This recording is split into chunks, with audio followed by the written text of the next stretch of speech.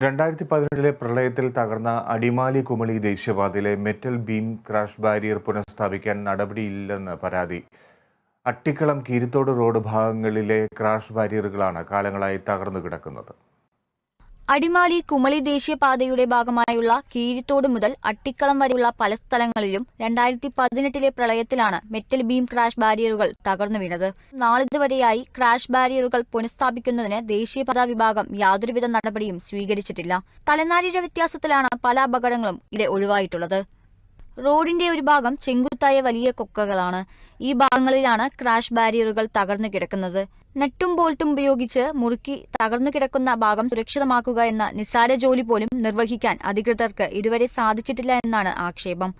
വാഹനയാത്രക്കാരുടെ ജീവന് യാതൊരുവിധ പരിഗണനയും ദേശീയപാതാ വിഭാഗം നൽകുന്നില്ല എന്നതിന്റെ തെളിവാണ് കഴിഞ്ഞ 5 വർഷക്കാലമായി തകർന്നു കിടക്കുന്ന മെറ്റൽ ബീം ക്രാഷ് ബാരിയറുകൾ. Kerala vision news, Idukki.